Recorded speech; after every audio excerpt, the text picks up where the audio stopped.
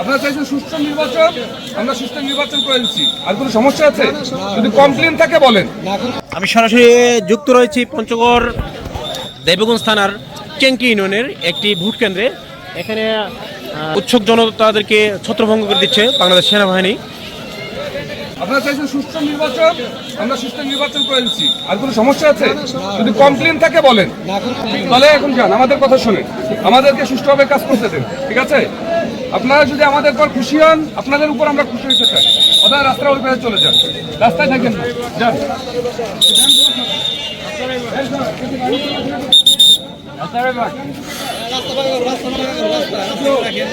আপনারা দিয়ে যাবেন।